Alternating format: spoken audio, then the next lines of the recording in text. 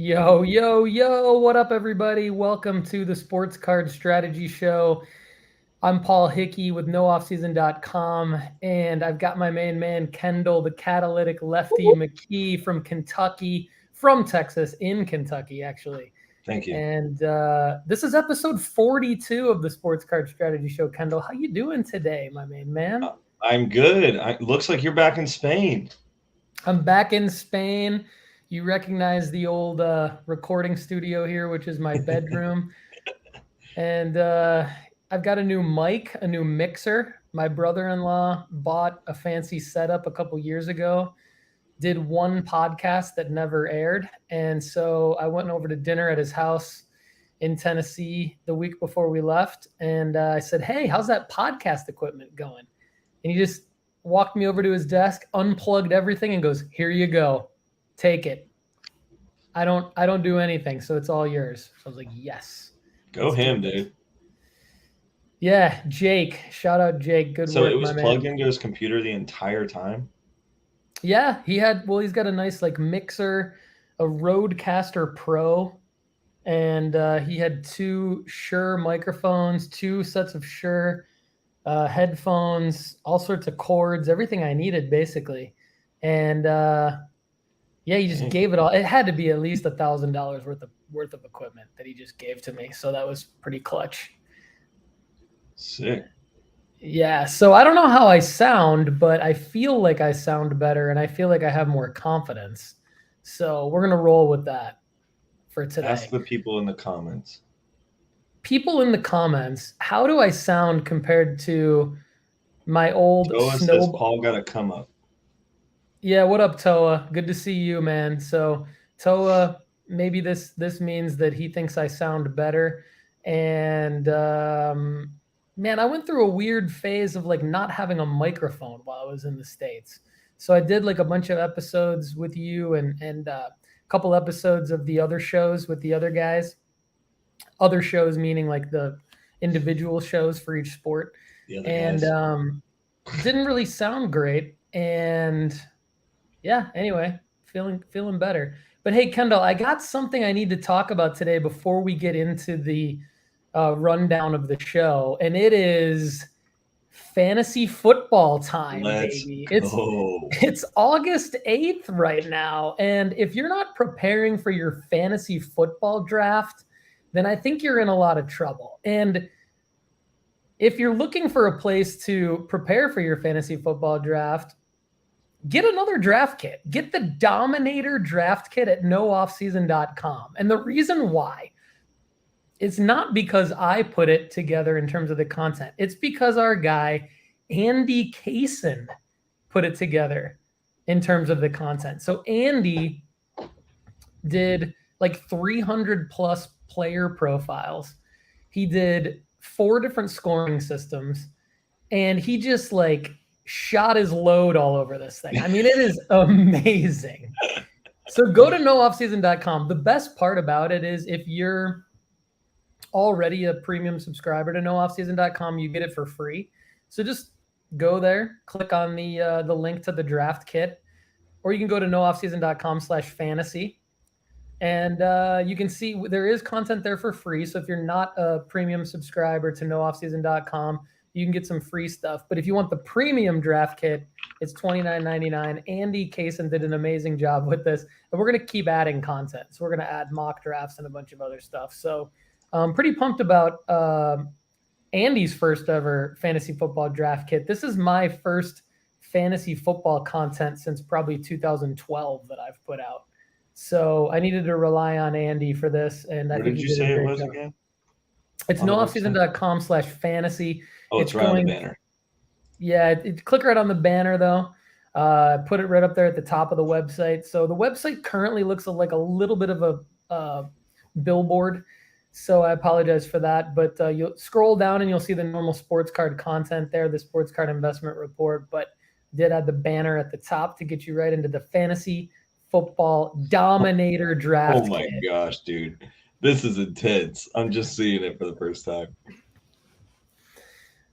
So Andy and I are excited. And like I said, we're going to keep adding content. But we started late, and so we needed to get it launched no later than today. So, Dude, this is sick. Thanks, man. So everybody go check it out. Let me know what you think. And Can I really drop a little sneaky bit of who's number 300? Absolutely. Go ahead and comment on it. Yeah, let us know what Griffey thinks too. Yeah, Griff is on one right now, honestly. So let me Let's shut go, the door. Griffey. Griffey's hype about the Dominator draft. He's like, let's go. Trey McBride, number 300. Arizona Cardinals tight end. Andy goes deep, as you all know, if you watch or listen to the Football Card Strategy show right here on the NoOffSeason.com Sports Card Content Network. And he goes deep in the Dominator draft guide. Great job, Andy. And actually, another housekeeping note. Kendall stepped out for a second to take care of Griffey. So I'll give you this other housekeeping note. I am going to be out the next 2 weeks. And so while I'm out the next 2 weeks, Kendall and Andy will actually be hosting the show instead of Kendall and myself. So that's going to be fun. They're going to try to follow the normal show rundown and outline. But you know what? I'm also giving them free reign to kind of do whatever they want. I don't really care that much because I trust those guys to do a great job while I'm out. So my family and I are going to be on vacation. And I figured, like, let's keep the show going, right? So let's just let Andy and Kendall host the show for everybody while I'm out the next 2 weeks. So this will be the last time you hear from me until I return to the show on August 29th. Monday, August 29th, I believe, will be the day that I come back. So anyway, Kendall, I just wanted to give a little housekeeping update while you were tending to Griffey over there. So yeah, he's a wild animal. All right, my man. So let's jump into L of the Week because we want to get through some of these segments so that we can get to the Gauntlet and give you some time to talk about some cool stuff that you prepared for today's show, in addition to our normal outline. So I'll start with my L of the Week. My L of the Week, it's kind of a 2-tiered loss. Nothing too major, but I made a mistake on an eBay listing on a Travis Etienne card. So it's football card selling season, as you may or may not have heard me say already recently, but it is officially football card selling season. I'll talk about this theme throughout the show today. And so I'm listing a bunch of my skill position player cards, one of them being Travis Etienne, the running back for the Jacksonville Jaguars. And I listed a card without the serial number in the title of the listing and got an offer fairly shortly after I listed the card, which enabled me to then not be able to change the listing. So my thought was, this is an unfortunate scenario because I'm probably not going to get bids up to where this card should bid unless, especially if somebody notices that it's actually a serial numbered card. It's a little bit hard to find in the corner of the card. That's why I didn't see it. And I didn't want to mislist it with the serial number. So I didn't think it was serial numbered. I listed it just with the normal name of the card. It is a rookie patch auto. So it is somewhat of a nice card. And then just kind of playing this out. So that was the first tier of the L. Then the second tier of the L is I accepted an offer of $25. I think I could probably get a little bit more than that for this card, but maybe not a whole lot more because it's also the certified Panini brand, which is not like one of the more premier releases. It's kind of a lower end release at the beginning of the season. So I feel I'll take this offer at $25. Like that's okay. Kind of gets me my money back, maybe a little bit more. Well, the buyer hasn't paid. And we've talked about this before on the show. So that's the second tier of the L. And I just have to say very briefly, this is getting more annoying to me because when a buyer wins an auction, I believe they should have to pay for winning that auction because you have X amount of people that lost the auction. Mm-hmm. Especially though, when somebody makes an offer, like what are you doing making an offer and then not paying for it? Like, why are you making the offer? So I just think eBay has to do something about this. They have to somehow penalize people who make multiple offers and don't pay for them. If you have multiple items that have gone unpaid for, you should be penalized. Like eBay should deduct that money from your account, which they do for sellers. If a seller, like if I cancel an item, eBay deducts a fee from my account for canceling that item. So I think after a certain amount of times, they should deduct the money from your account, and they should give it to the seller, or they should at least penalize you in some other way. We've talked about this on the show briefly before, and I'm curious as to what the audience feels about this. So drop a comment below on the YouTube video or in the live chat. Let me know what you think, if this has happened to you one way or another as the buyer or the seller. So my L of the week is just a little bit, I guess, a couple little eBay blunders. One was my fault, but another one is like, I should probably be able to update that listing if I want to. Like, I should be able to update the title of a listing if I want to, if I made a mistake and left the serial number out. And now I could get saved in the end, because like I could for free, when the buyer doesn't pay for it, I can cancel and relist for free and add the serial number back in. So this could end up being my W of the week the next time that we talk. But right now it's the If L. this is your W of the week in 3 weeks, we're struggling, I know, I got to have a better one than that. So what's your L of the week, man? Do you have something to share with us on that, Yeah. on that front? Well, first off, just outside of cards, weird week for your boy. Like, just super busy. Like, a lot of people like pulling strings on me that I like wasn't kind of ready for. A lot of more, like, I already, like, you have your normal stuff in the week that you're like, okay, blah blah blah, that's all gonna go, especially for us that have normal jobs and card talk stuff.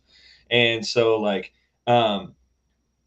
we also, so Just Baseball partnered with Whatnot and Wild Cards. So it was like two of my things partnered with Whatnot to do a Whatnot break on Sunday. And it was awesome, but like it was way more entailed than I thought it was going to be. Like when we did Loop, we just kind of jumped on, the camera was right there. There's not any customization. Like you just turn your camera on and list your things in the seller's page. Like that's it. Well, like on Whatnot, you can do so much more, like, which is a great thing. Hear me, like, I'm not like pro Loop or pro Whatnot. I'm just giving you my experience here. Like, Whatnot has this like capability of adding OBS to it, which is what we've done for our other broadcasts for our Twitter and YouTube page. And so I had to like configure it into a 9x16 to make it like phone screen worthy and all this stuff. So it was a wild week of me trying to figure out what our broadcast was going to look like. And then we had like some staff things get in the way where it ended up I was the only one on the live. And so like I'm ripping and producing and doing comments and doing the random wheel and all this stuff. And it was just like, holy cow, this is wild. So finally got through that last night. So that was kind of my L of the week because it put a bunch on my plate. But I guess it kind of ended up being a win of the week too, because we've made some good money on it. And that's like the break actually was successful and we made good margin on it. But that's my L of the week, is just your boy was loaded. And I also had some eBay blunders. I also had one very similar to you. I opened Topps Chrome Bundesliga, which is a beautiful product. I got a hobby box for $70. And as I was opening the cards, I was like, holy cow, these cards are great looking. And so I ended up pulling a Silas Katampa Mavupa. Well, I probably butchered that name, but I ended up pulling his auto out of out of $199. Saw one listed on eBay for like $200. I was like, oh, I'm in the green, my man. And just immediately like copied the listing like I told you I do, put my picture on there, same words, like $50 less than him. So literally but then I realized, oh snap, I did one that's available, not one that has sold. And so I was like, okay, crap, there's probably a very big margin because this product just came out. And so I'm sure that guy listed it for like way high, not knowing what the guy's market was. And I don't know the guy's market either. So I'm just like, okay, whatever. So I go to the sold listings, and the last one that sold was out of 99, so higher than mine, for like $70. So I was like, crap, okay, I got to go in and try to fix my auction or fix my buy it now here to where I can get it down below $70 so people don't like think I'm an idiot. And because I rushed it and did it wrong. Then I go on there but while I was literally changing it, I get an offer. So then I can't change it. And so the offer was for like $25. And I was like, I can't change it. And it's just going to be up here forever. So I was like, what the heck? So I just took the $25. So it's listed at 250. Guy got it for $25. That's an L for me. I'm not sure where his market's at or not. I feel like it's an L.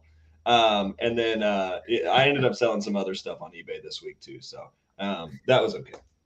It feels like a little bit of an L, just the whole journey, and then getting to, but $25 when the box was 70, that's not horrible. Yeah, I mean, at first I was like, dude, I'm gonna get enough money to go buy like 3 more. It'll be great. Yeah, compared to what you thought it was, I think it's an L. So yeah. Listen, everybody, drop us your L of the week if you have one, or L of the month, or L of the year, or whatever. We'd love to hear from you. Drop it in the comments. I'm gonna be counselors throw it in the live chat. That would be great. If you're listening on Apple or Spotify, L. We're gonna have to do something with it. Yeah, if you want to hit us up on Twitter at No Offseason Card, at Lefty McKee, we'd love to hear your L of whatever time period you want it to be. But we've got some W's. So my W of the week, you may have heard me talk about this before, but I'm doing quite well on selling my old collection that I wrote a book about 18 months ago. I wrote a book called What to Do After You Find Your Old Sports Card Collection, the middle-aged dude's guide to selling old sports cards. You can go to nooffseason.com/book and check that out if you want. It'll just redirect you to the Amazon link for that book. But I've got the PSA submission back 18 months later after I sent it in for grading. I did not do as well as I thought on the grades. That might have been an L of the week earlier in the month in the show for me. But just about 6 weeks after I got the grades back, I've already sold 75 out of the 178 cards. So I'm projected to make a total profit of more than $1,000 on these cards. So I'm feeling pretty good. I'm feeling pretty good about that. And another W of the week that I just wanted to hit on real quick is, Kendall, I know you're familiar about this because we talked about it a little bit, but PSA had a July special that ended on July 31st at the $18 per card level for the economy submission. You have to be a member, a PSA member.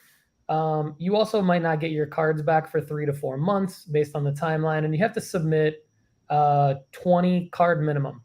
So I was struggling to do this. I wasn't going to do it because I just didn't have 20 cards that I really felt strongly enough about submitting raw. But when I got back from the National, I got back late Saturday night, so that would have been July 30th. I said, okay, well, I can't get these to the post office until Monday, August 1st, which is past the deadline. But I knew that PSA would accept it if the submission form was dated in July, and if all of the cards on the submission form were submitted to the website in July.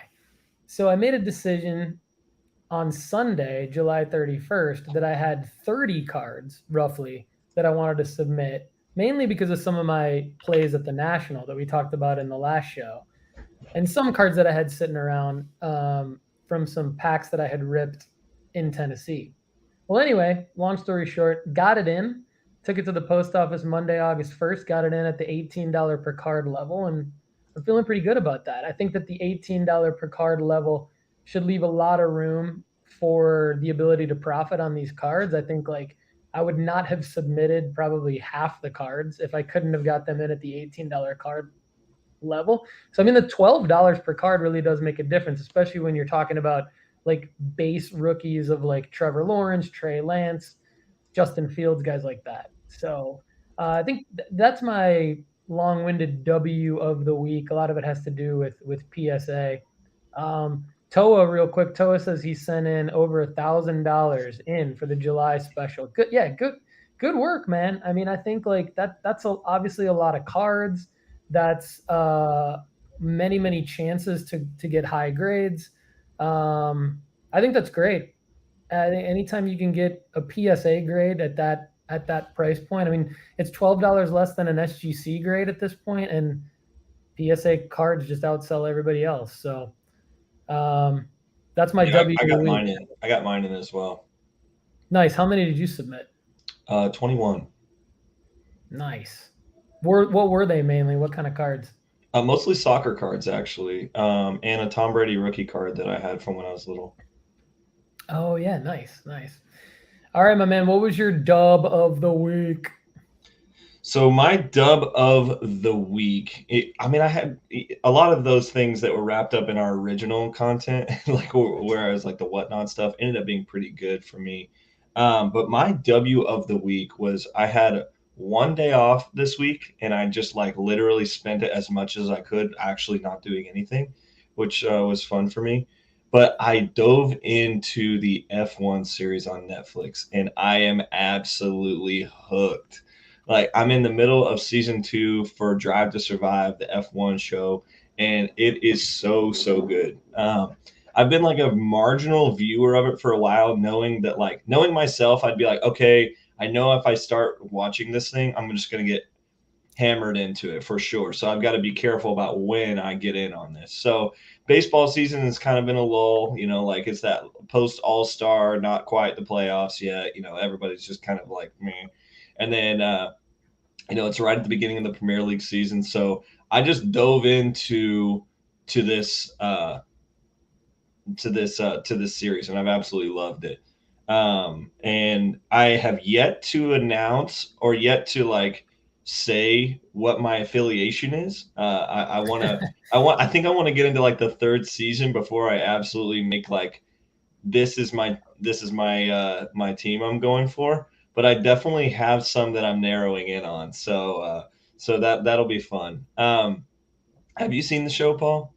Yeah, I'm a big fan of the show, and it definitely helped me get into F1 cards quite a bit. Got into F1 cards and then watched the show, and then just wanted to buy more F1 cards. So it's a little Mhm. bit dangerous, but Yeah, I haven't it bought helped me any yet. learn So a lot. Yeah, it helped me learn a lot about, and it motivated me to learn more about F1 cards specifically and put out more content about that. So definitely a big fan of the show.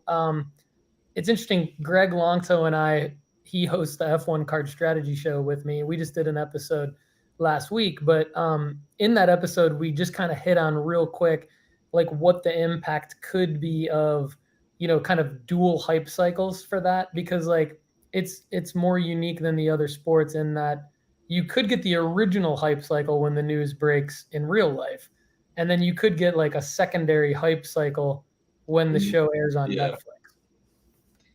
it's done so well too. I mean, like they capture a ton of different teams. Like I like how they've kind of given episodes to one or two teams at a time. Like the first couple episodes were all about Red Bull, and I was like, man, is this just a Red Bull show? And then they went into like the other teams and stuff, and I just didn't even know some of those teams were even a thing. Like I didn't even know that Haas was a thing in my life ever. And so that's the American team. So that's like, I don't know how I missed that as a sports person, but anyway, my other win of the week is the Premier League season has started, and United States men's national team / Leeds United was on fire this week. Brendan Aronson was an animal, and he's a guy that I've been saying like for a while. Like Brendan Aronson is a guy on the U.S. men's national team that could carry the team similar to the way that Pulisic does. And everybody's like, yeah, he's a super sub, blah blah blah. No, he's not. This guy is very very good, and he's got a super high motor. People like English people were like, where is this American guy coming from? Blah blah blah, and he really showed that he can play in the Premier League. So I think it was really good for him and Tyler Adams to show that they can do what they do. And then when Pulisic came on late for Chelsea against Everton, he had smoke that Mason Mount really didn't have. And I think it looks good for us as we are entering the World Cup. And maybe if we go back on the L of the week, Middlesbrough, Zach Steffen had an absolutely horrendous week with Middlesbrough, and he's trying to be the keeper one. He went to Middlesbrough to get minutes, and it just sucks. But with Gaga Salina signing a $15 million contract with Chelsea, like things are just it's fun right now, man. Like I think for a long time I've been saying like these guys are better than people think they are, and now they're getting to the prem and playing very, very, very well. So I don't know, it's fun.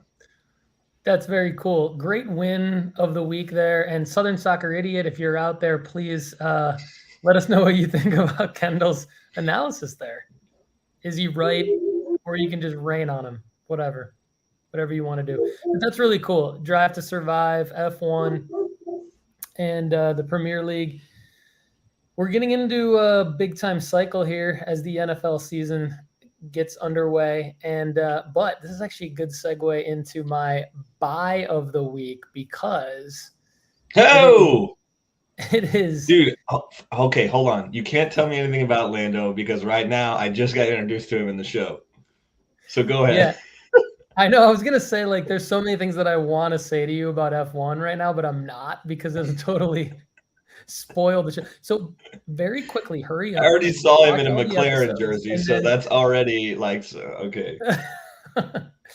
So that already screws you up. All right. So, but my segue is that it is basketball card buying season. So my I have 3 buys of the week, and they're all basketball cards, but I'm going to do one of them and then let Kendall do his, and then I'll do my other 2 because I don't want to do what I did to him last week, which was take one of his buys of the week, which is not my fault because we purposely don't plan for this anyway. So yeah, it's all good. But anyway, my first buy of the week just kind of caught my eye. And again, we use Market Movers app by Sports Card Investor for this segment because they have a deals section in the app. And if you want to get your first month for only $1, go to marketmoversapp.com and use the promo code NOOFFSEASON, all lowercase. And you can get your first month for only $1. And it helps Kendall and I out, helps me out. And when I get helped out, it helps out Kendall. So yeah, boy. Here we go. So my first buy of the week here is this Trae Young 2018 Don Russ rated rookie green yellow laser PSA 10, and somebody actually snagged it today because like within the last few hours as a buy it now. So these are buy it nows. So whoever snagged it did a great job. They obviously agreed with me because this was like $50 lower than the last buy it now price. So this $249.99 they got for $50 lower than the last one. Don't worry, I have 2 more that probably aren't gone yet. But this gives you an idea because Trae Young is in our top 15 basketball card rankings, and he's in our top 25 overall sports card rankings at nooffseason.com. And his sports card investment report basically shows that he's one of the top buys right now, just in terms of what his cards are going for in August of 2022 versus what they were going for, in the last several weeks and months. So Trae Young and obviously like the PSA 10, the variation of the green yellow laser, like we want to make sure that we're not just looking at the Market Movers app deals tool and just picking any deal. You have to get a liquid card, and to me this is an example of a very liquid card. So Kendall, I'll hand it over to you to either comment on this and or give us your buy of the week from Market Movers. Yeah, I like the Trae Young play. I think his team's going to be filthy. I think I've said that a couple weeks in a row now. Unfortunately, the 2 people that I thought would be buys of the week do not have profiles on Market Movers. So that was a little bit of a bummer for me. Come on, Market Mover. Do they have profiles on nooffseason.com? I maybe. I don't think so, though. So these are some extreme flyers here that I've been – usually the way this kind of works is Paul talks about a lot of the people that are in like Market Movers, and I ended up talking about people no one's ever heard of. And it doesn't matter if it's Bowman Chrome or NWSL. No one's ever heard of the people I'm talking about, which I think is a plus. Like you're hearing. I totally agree. That's what I want this show to be, is not Captain Obvious stuff, So bring us the buy of the week from your end here. So okay, so I went to So transitioning from my Premier League, Brandon Aronson. Okay, he's really great, all that kind of stuff. We're staying in that same soccer, but we are actually moving to an MLS player. Hold on, everybody. Before you get wild on me, this guy's going to be in Europe very soon. And that's why I think it's a part of why this could be a buy of the week. I am looking at Paxton Aronson, his little brother. I saw him play against FC Cincinnati live on Saturday.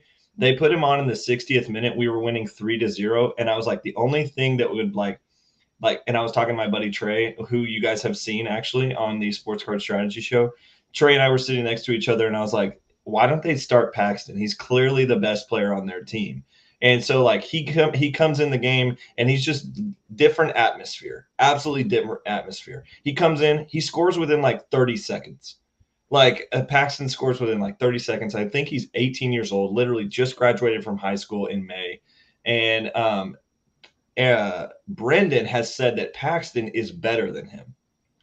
So if this guy is like getting meteoric rises in popularity, Brendan, I'm saying, in popularity and price value, like look at his cards. Brendan's cards are doing some crazy things, almost to an inflated level. Like you're like, okay, is he going to be Pulisic? Like, come on now. If you would rather buy Aronson or Pulisic, what do you buy? You know, like there are some questions like that. And now I think the gap's a little bit closer than it was about a year ago, but his prices were about the same a year ago, which is crazy. But then you think Paxton is going to be better and he's going to get the name recognition.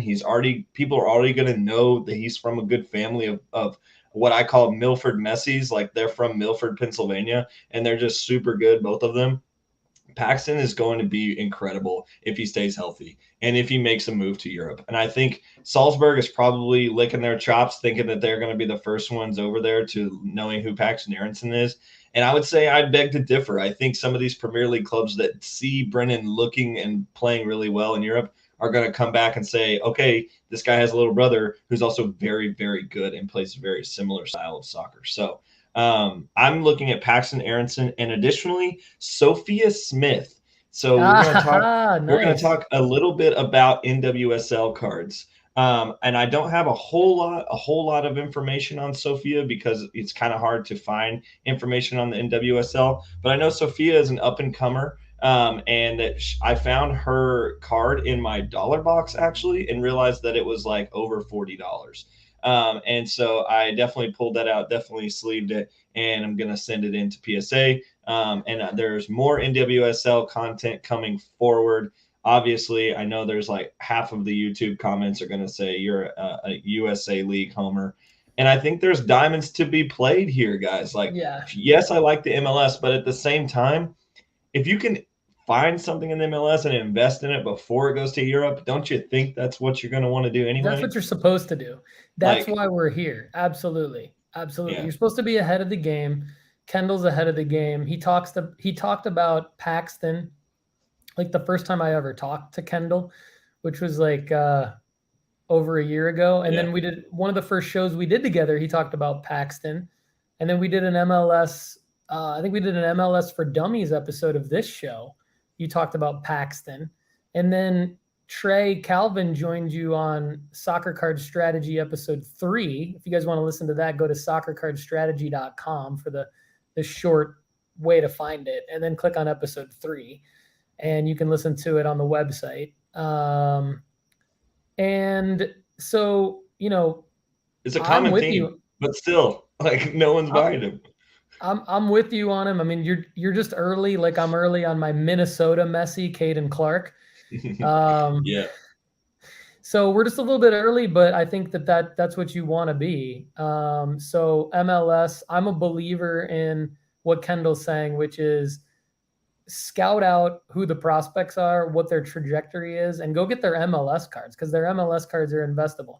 Now on Sophia Smith, the irony there is, or the coincidence there, is that you and I are on the exact same page without even talking about it because my scheduled article for Sports Card Investor this month, which should go live later this week, that I submitted yesterday, is the top 5 ultra modern women's soccer cards to buy, and they're all Sophia Smith in there? NWSL. players. Yeah, Sophia Smith is in there. Let's go. Yeah, Sophia Smith is in there. So we're on the same page. All I've been doing right. my research. Yep. Dude, that's And awesome. so we'll get into some more Was it NWSL this later one? on in the show for sure. It's not that one, but it's an auto. Oh, It's a nice. Sophia Smith auto, which is much more expensive, but definitely learning more and more about You have who Trinity these Rodman women's in there? Trinity Rodman's for sure in there. Nice. So yep. I mean, you got to make these kind of plays if you want to be ahead of the game. You have to start thinking about these things now. There's the 2023 Women's World Cup coming up in about 11 months. It's in New Zealand, but there's going to be a lot of hype around that with the U.S. women's national team. And so NWSL has like they have these Parkside cards, which aren't as investable as Topps Chrome, but people are buying them and they are licensed and they are, these women are on the U.S. women's national team as well as the NWSL, which is a league who's been around for 10 years. So when you can identify who the stars are and find their cards, I think it's a play. So we'll get into that later on in the show. So I don't want to spoil it too much, but definitely stick around for that. All right, I'm going to give you my other two buys. So there's this, back to basketball, there's this Ja Morant 2019 Prism Red, White, and Blue Gem Mint BGS 95 that is going for $249.99 on eBay right now. Last average sale price was $325, so it's a $75.01 savings. This is a liquid card. This card just sold 3 days ago for that price. So you can get it actually $75 less than what it sold for 3 days ago and flip it if you really want to. I think Ja Morant's a guy that you could literally only invest in Ja Morant cards and not buy anybody else. And if you buy the right cards at the right time, you can make a lot of money. There's other basketball players like that as well, and Ja's one of them. There's another Ja talking point later in the show that I don't want to spoil. Now, if you want to go a little higher end, LaMelo Ball is another guy. So again, I think it's time to buy Trae Young, Ja Morant, LaMelo Ball big time right now because their card prices are all down because it's August 8th. No one's paying attention to the NBA for the first time in a long time. They're paying attention to football. They're paying attention to the Premier League like Kendall is. They're paying attention to baseball most likely. But anyway, they're most likely paying attention to preseason football. That's where everyone is preparing for their fantasy football drafts and buying football cards when they should be selling football cards. But anyway, buy this LaMelo Ball out of 99 purple Prism. So again, not base. Now it's higher end, so you're going to have to spend more money, so it's riskier. But again, it's a $1,400 savings compared to the last time it sold, which was in April. Yeah, April 11th, it sold for $6,600. So now it's priced to buy it now at $5,203.99. So that's a big time dip, and it's just basketball card buying season. So that's my other buy of the week, brought to you by MarketMoversApp.com. Go there and get your first month for only $1. All right, so who to sell now? Kendall, why don't you lead us off on who to sell now? Who are you selling? Who to sell? I have two football players that I think are sell nows because of the narrative around their situations.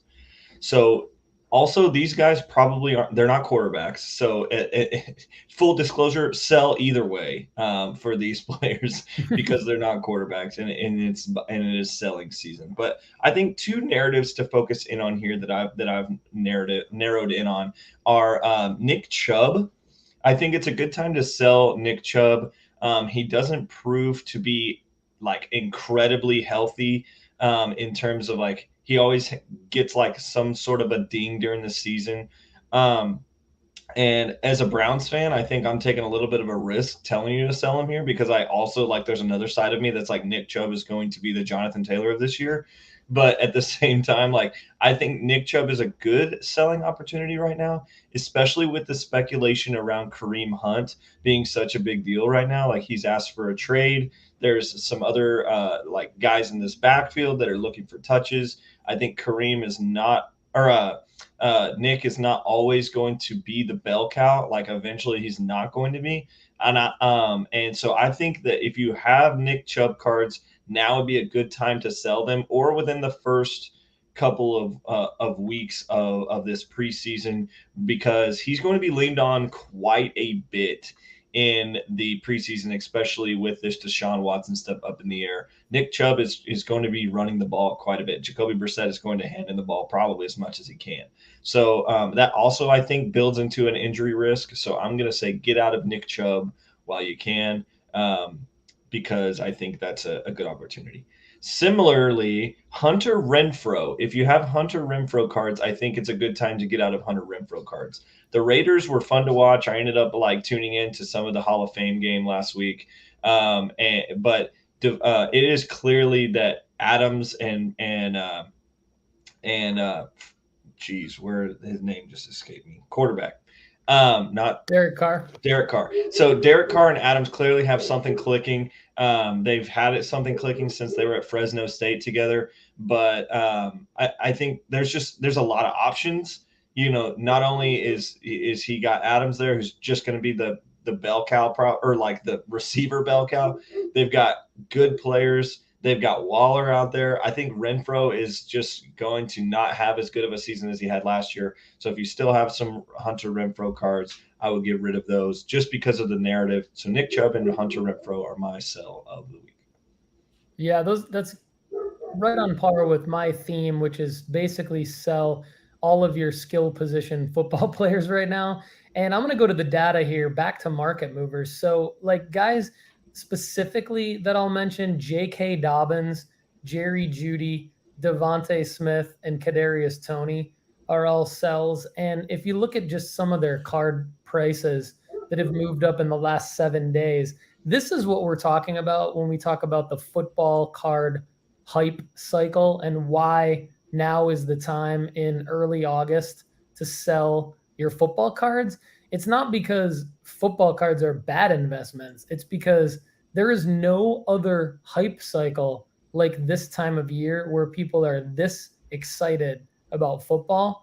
And so Kendall made a comment to me while we were at the National, and it was basically just like, it was spot on. It was like, look, anything that drives eBay searches is a good thing for that particular player's card prices. And so it just, no one is going to get more attention this time of year than all of these skill position players, all their training camp videos, all the news coming out of training camp, even the injury reports heading into preseason games. Are they going to play?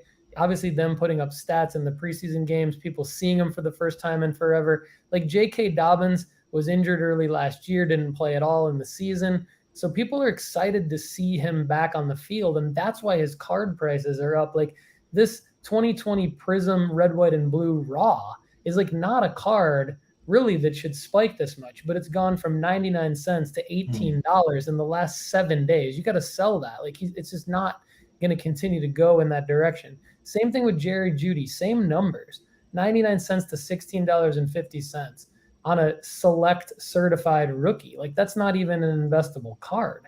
That's how much hype there is. Kadarius Toney, 2021 Prism Green Raw. So this card just came out, but it's going for $12.99, up from 99 cents in the last 7 days. This isn't even like the last 30 days. This is the last 7 days. So it's a very, very short hype window for football cards. And I would say sell them now before they get injured. If you've ever played fantasy football, you know you draft a guy and he gets injured the next day a lot of times. So this is not like a get rid of this guy because he's horrible or get rid of this guy because you should never own his card.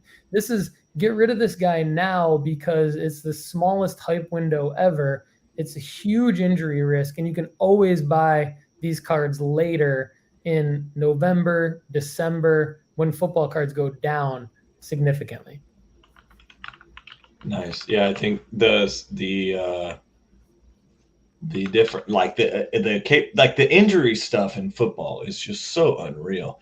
That's another reason I don't like investing in football cards against like if you're putting your money into a place you want it to grow, it can grow exponentially there, but it's super high risk. Yeah, and I know it's tempting because these skill position players are much cheaper.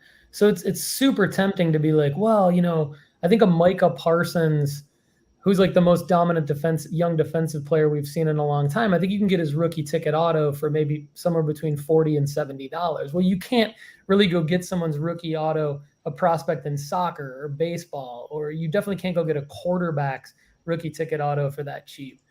But it's just the reason why it's so cheap again is because they're so fragile and the windows are so small to be able to turn a profit on these guys. So, all right, Kendall, it's time for Would You Rather. So perfect segue out. It's almost like I plan these segments. Like, would you rather, now stay with me here, sell $2,000 worth of football cards during football cards selling season, or buy $2,000 worth of basketball cards as an investment during basketball card buying season? So this is basically like, kind of like someone handing you $2,000. Would you rather not have the football cards? Or would you rather have the $2,000, but you have to invest in the basketball cards now? Do you see something that you like? Do you like that LaMelo Ball that I showed earlier? Do you like an Anthony Edwards rookie ticket auto Gem Mint 10 PSA? Is that going to appreciate? Just kind of letting you know where this question is coming from in my mind. Yeah, I think if I was going to buy basketball, I would buy Damian Lillard, like we talked about last week, and then I would buy some Josh Giddey just because I'm a Thunder fan. But for the same similar reasons why you're bringing up the three guys you brought up today, point guards, they're going to be moving the ball a lot, high usage rates, stuff like that. But I think I'm going to take the $2,000 on football cards. Nothing is I'm going to put it into kind of my specialties. I'd rather put 2K back into Bowman cards or soccer cards rather than buying basketball cards, just so I can keep myself mentally focused. And so, but I also am all about crystallizing things right now. I sold a Bowman slab this week that I bought for 60 that I had the opportunity to sell it for 275 at the trade deadline. And I had it up there and there were 7 of them sold and there were 8 of them online. And mine was the one that did not sell for 275. So we've had to ride the hype all the way down from 275 to actual items. And I sold my slab yesterday for $100. So that was quite the ride that I was telling you guys, like sell in the All-Star break. And I tried and mine was the one card that didn't sell in the All-Star break. So I'm still in the green. It's just $40 higher rather than, multiple X higher. But I'm going to take the 2K and end up putting it into some other sports. Cool. Sounds like a plan. Do you have a would you rather for me? Well, I want to hear your answer.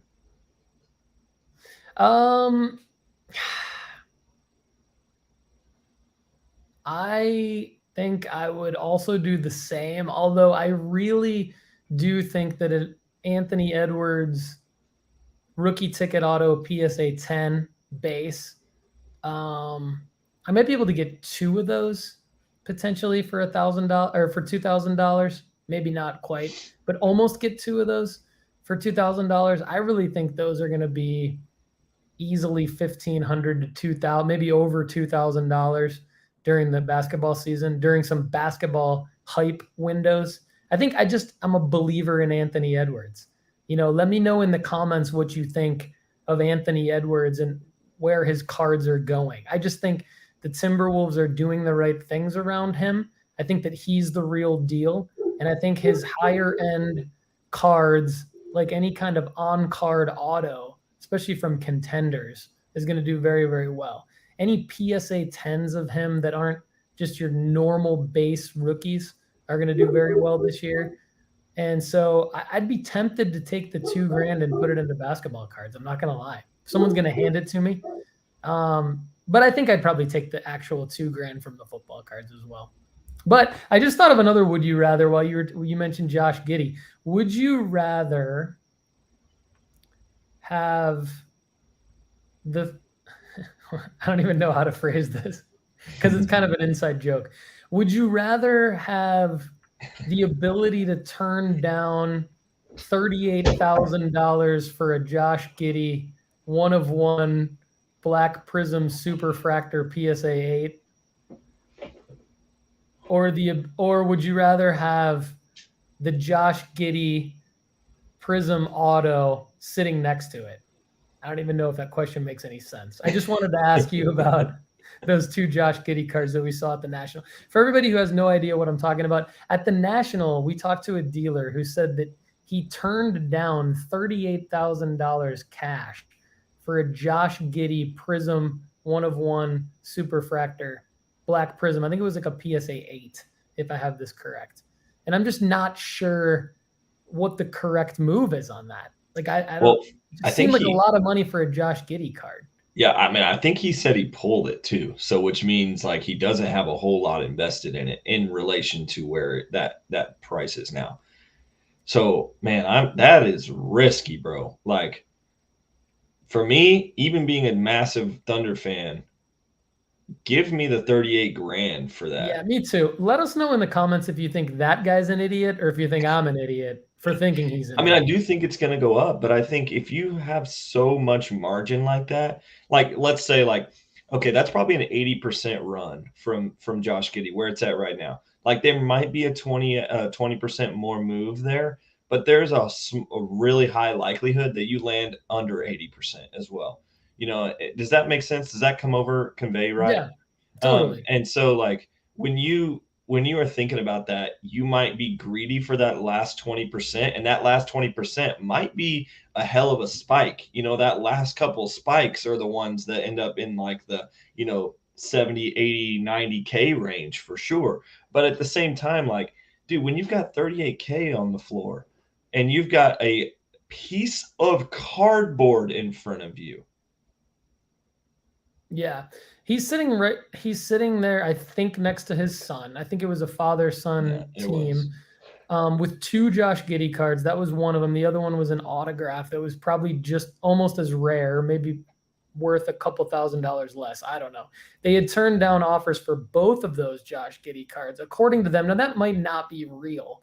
Toa says take the money and run. I mean, I agree, because the other thing I would say to Kendall's point is I tend to always look at what needs to happen to make this card go up. What needs to happen with the player in their career to make the card go up from where it is versus what needs to happen to make the card go down from where it is, and what's more likely to happen.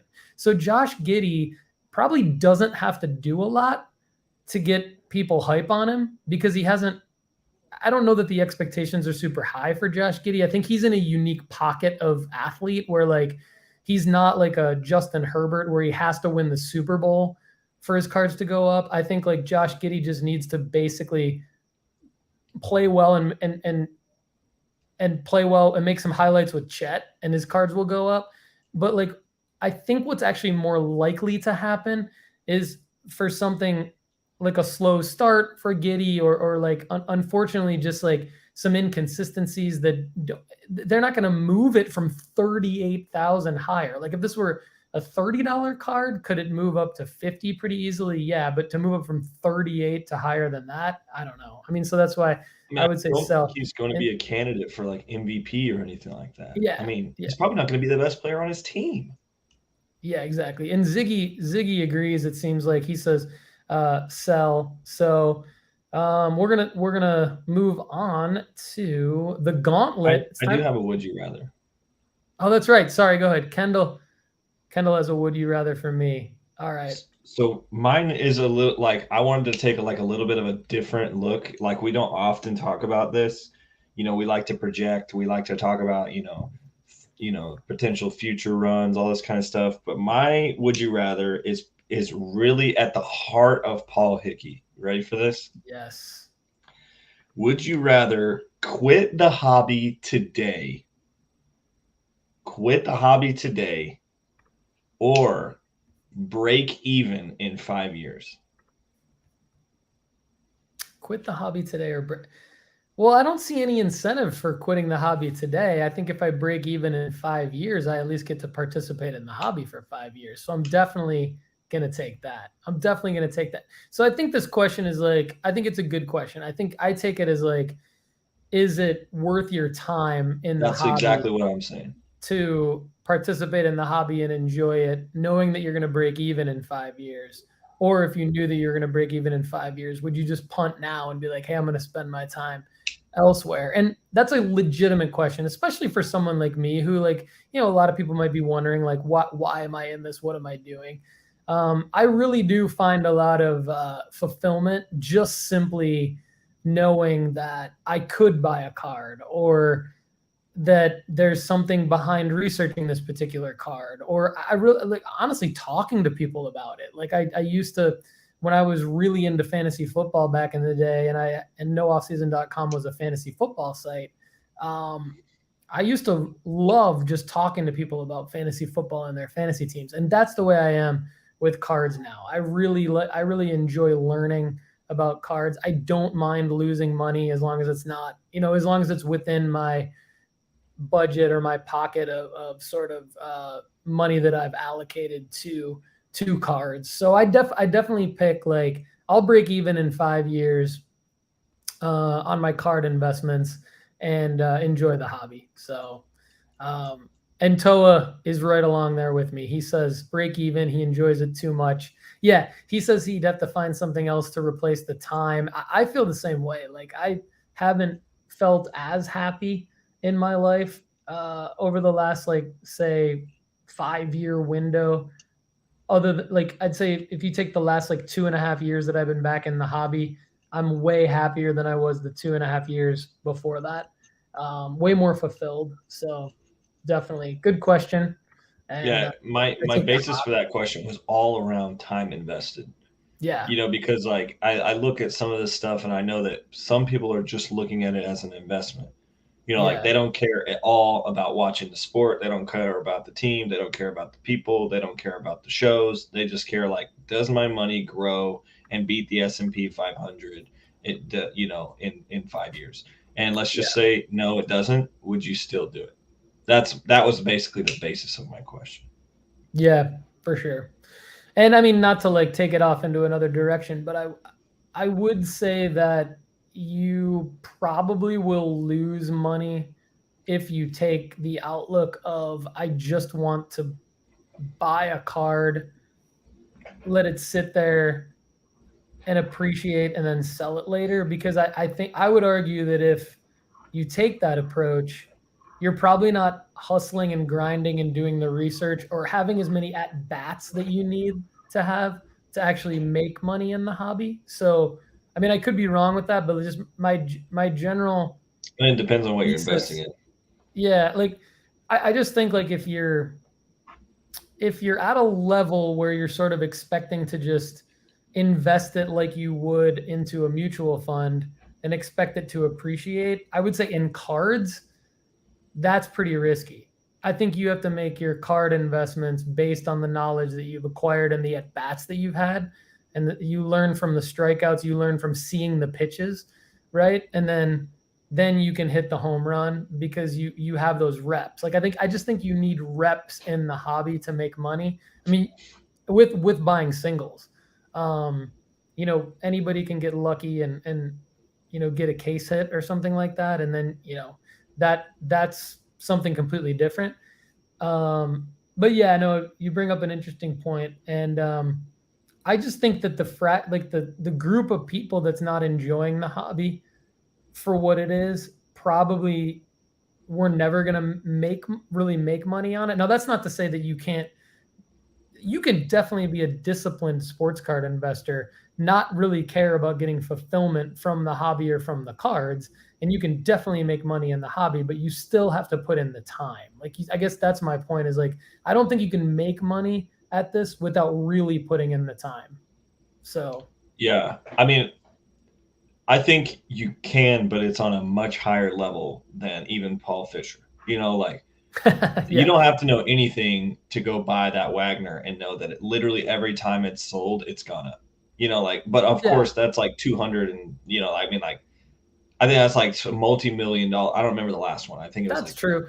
And I guess the hack would be like somebody tells you that, right? Like you go to the national and somebody tells you, or you ask the question to people at the national or to people online, and that's a lot less work than you doing the research yourself. So right. And at that level, you probably have somebody, a financial advisor, yeah. saying this is a good, like place to put your money.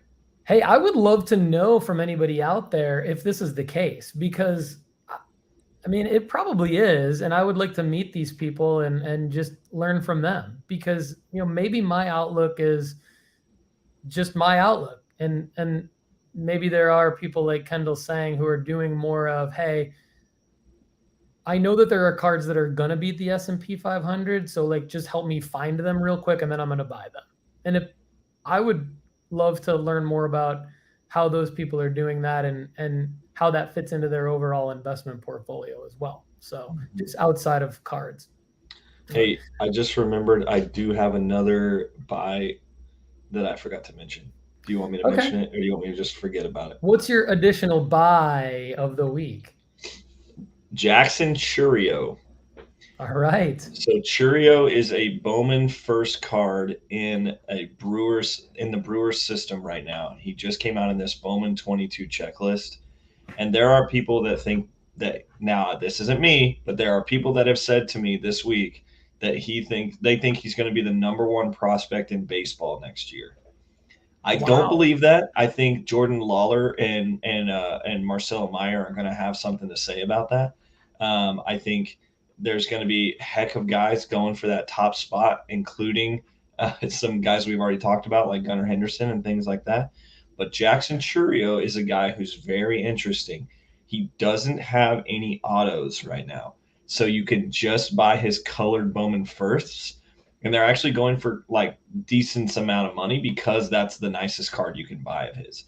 So Jackson Churio is an interesting move because then when he does have autos come out, they won't have his first logo on it.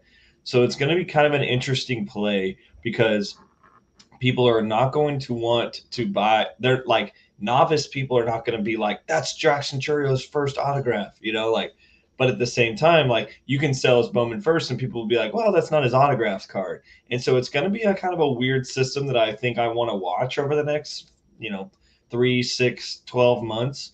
And it'll be an interesting play. By no means is he not worth the investment.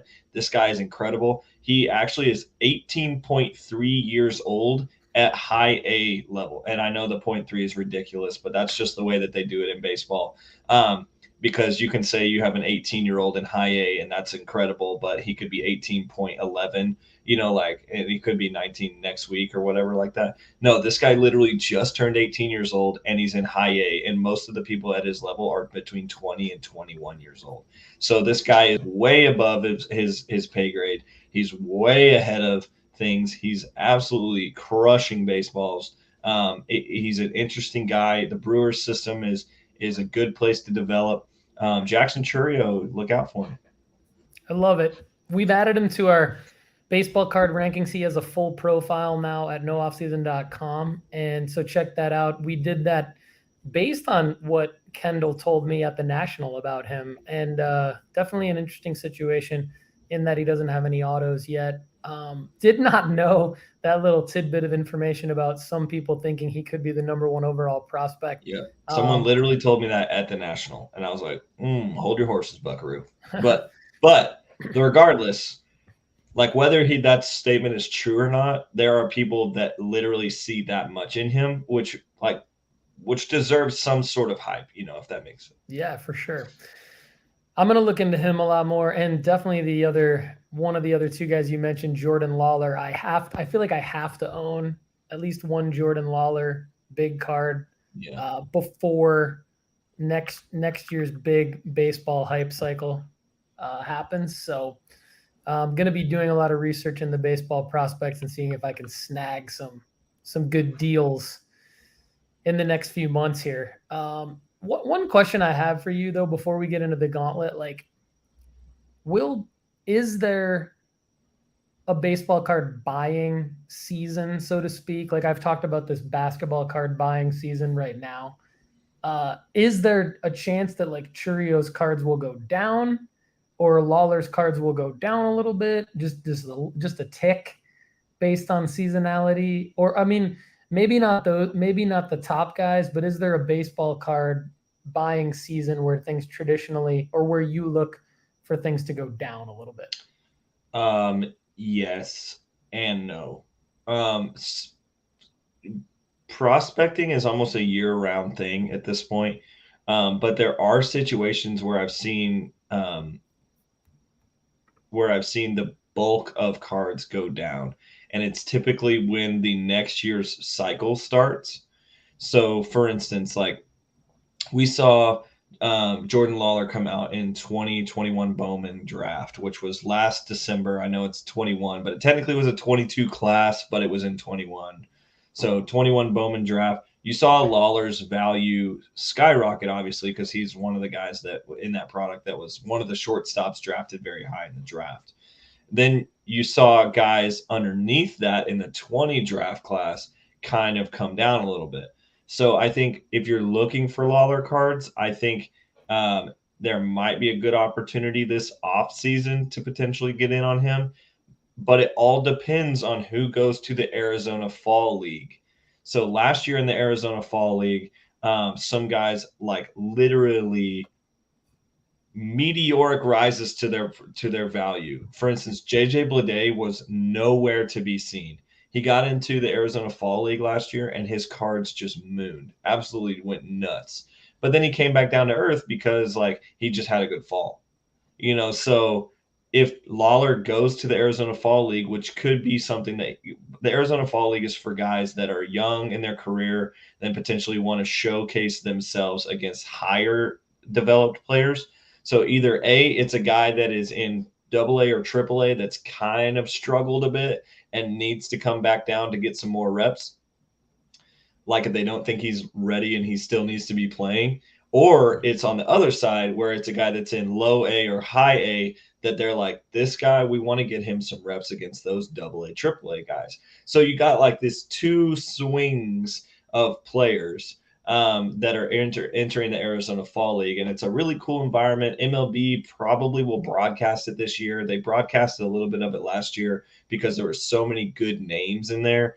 But that throws a wrench into things with this baseball stuff because, like, say Churio gets into that, like, it would make sense if they're like, okay, he's 18.3 years old. He's been killing high A. Let's send him to the Arizona Fall League against pitchers from double and triple A and just see how he does. Like, it's the Arizona Fall League. So if he doesn't do well, you can still throw him back into high A next year. Like, it's just kind of like we're gonna like kind of test out our Maserati here and see what it does on the open, out in the open road type thing. It's an interesting case where guys can kill their value or guys can absolutely skyrocket their value too. So it would depend for me who goes into that. If they're not in that, I would say their card value will drop this off season right before draft comes out is where I would be expecting to pick up some more of those guys. Um, Okay. but at the same time, Jackson Churio is coming out of that 2022 set. So like it for him, a buying season might be next Bowman 23. And it kind of just depends. Like, honestly, people are starting to wake up to Churio. And so like his value is going crazy.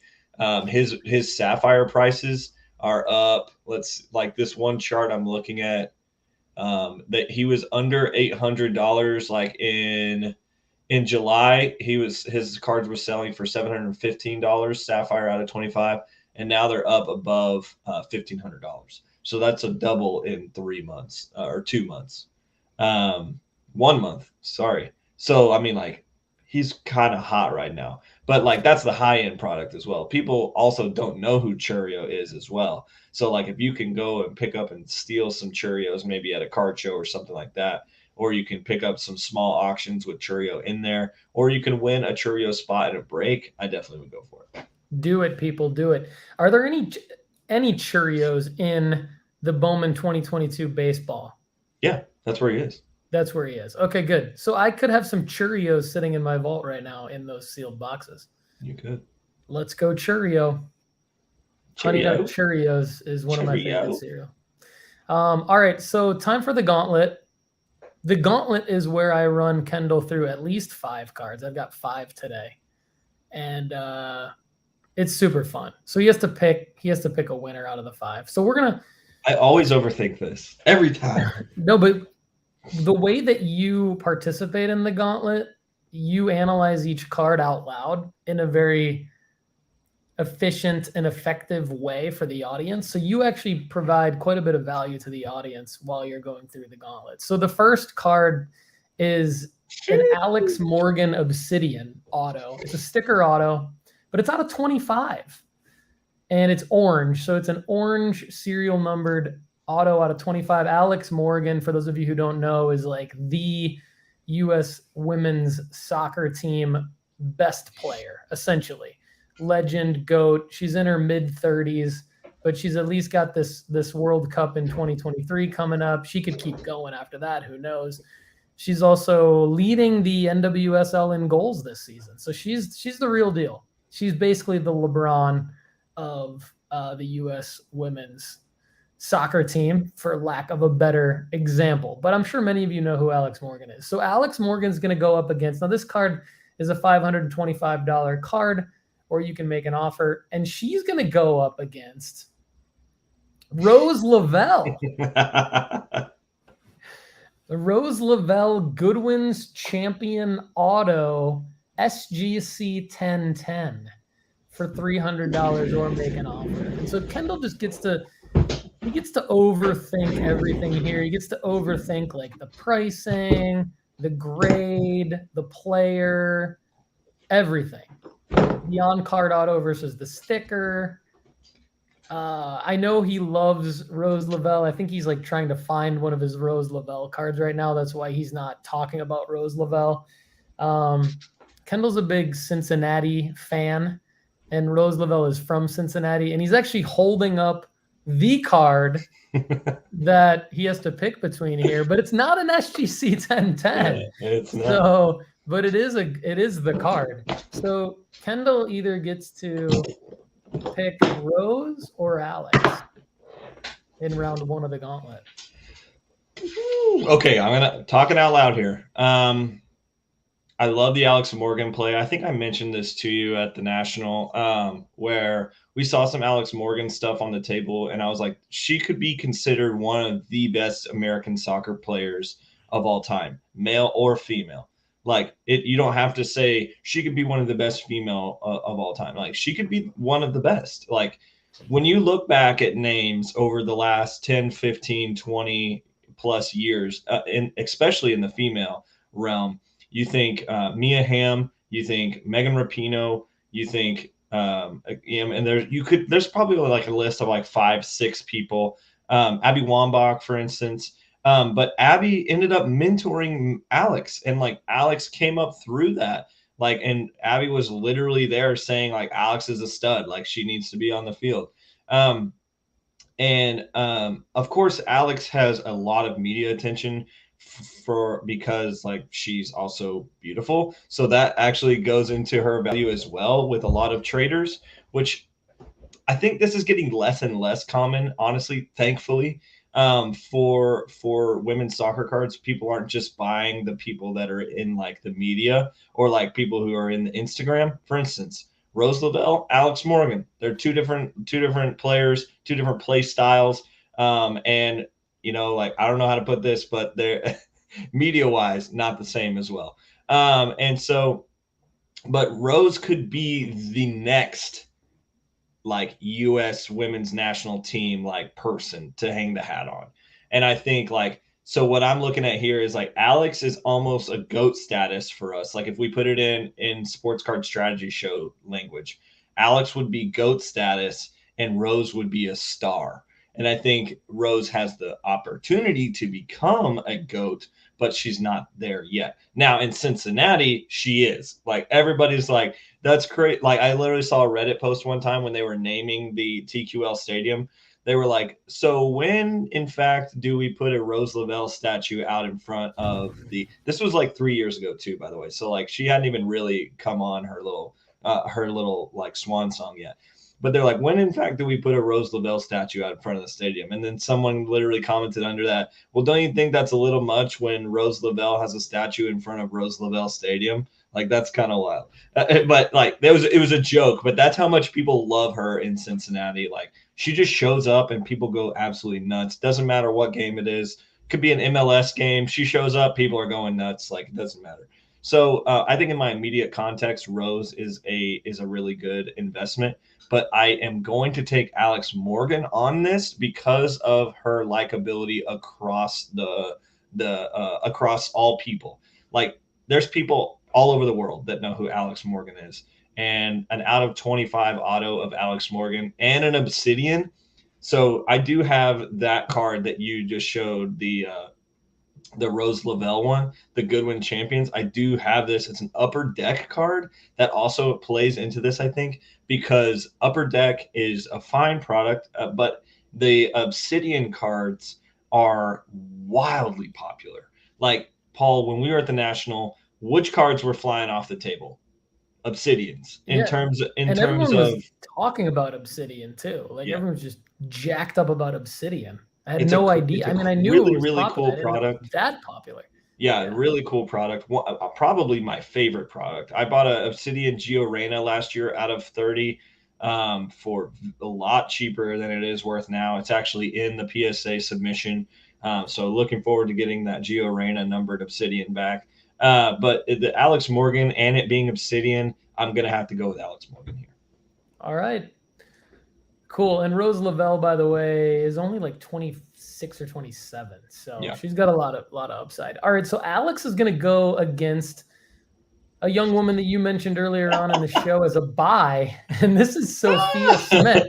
So this is a Sophia Smith Parkside NWSL on card blue auto. So the blue auto in this set is there's 250 of them. So they're not serial numbered like a traditional card. It's kind of cool. They've got different color ink. So Sophia signed 250 of them in blue. And this is a little bit more, the seller wants a little bit more for this one. And this one has sold for around this price a few times. As I was doing my research for my Sports Card Investor article on this particular topic. It's just so funny that Kendall mentioned Sophia Smith as a buy earlier on in the show, and neither one of us had any idea, and I had her in the Gauntlet. So now Kendall has to pick between a Parkside card, which is the first time we've ever had a Parkside brand card on the show, and Panini Obsidian Alex Morgan. So I think this is interesting because I think Sophia Smith is like, obviously we just talked about her. She went to, or well, we have talked about her actually, and I'm actually planning on talking about this specific card in like 10 minutes. I literally have it already pulled up on my page, but so this is Sophia Smith episode clearly, which makes me think I have to pick her, but I'm going to give you the reasons why I'm not going to. And here's why. Parkside itself is a growing brand. I think it eventually gets acquired. The CEO of Parkside is we've heard the marketing department. Trey and I have talked to a few of the people in Parkside, and they're really passionate about what they do. They really love their product. Their product has gained a lot of popularity over the last 2 to 3 years. And they're doing some really cool stuff. Like I think they're bringing the attention to the right place when nobody else was going to. And I think they're going to get a massive paycheck for that someday because Topps is going to wake up and say, oh yeah, we do need to make NWSL cards, and Parkside has the rights to it. So I think they get a massive paycheck someday, and I'm proud of the Parkside, what they've done. So this is volume 2, and I think there's a volume 1 in volume 1 and 2 and each, if I remember the Parkside correctly. So there's 2 editions that come out every year. So I have this Sophia Smith card that I have in my hand is a 2021 card, but it's a volume 1 edition of her card. So this is the signatured version, and it's a little bit of like an insert. It would be the same as like so the MLS does the what's it called? The MLS does the Pitch Prodigies insert. Yeah, Pitch Prodigy. Which is like this. So this Cade Cavalli or Cowell, sorry. Cade Cowell, Pitch Prodigy Sapphire is like, this is like the same thing that we're seeing Parkside do with the autos section there. So interestingly enough, Sophia Smith plays for the Portland Thorns, and she played for Stanford Cardinals, which is a really, really good team in women's soccer. And there's another Stanford Cardinal that I'm going to talk about in a little bit. But so she plays for the Thorn. Alex Morgan played for the Thorn for quite a long time as well. So Alex played for the Thorn from 2013 to 2015, which was one of the longest stretches of her careers, actually, because she's played for a ton of teams. And so she scored 15 goals in 36 appearances for them. And Sophia Smith has scored 15 goals in 32 appearances for them. So that is stinking wild, first off, that these girls are similarly very statistically the same, but she's also had 8 goals in 21 U.S. women's national team. And of course, Alex Morgan has 118 goals and 196 appearances. So definitely Flyer versus legend here. $1,000 Sophia Smith card versus how much is the other one? 500. Alex is going to be about 525. Okay, so are you going to give me the choice between Alex Morgan plus $300? Of course. I think I could get this down to about 800 on the Sophia Smith. Yep.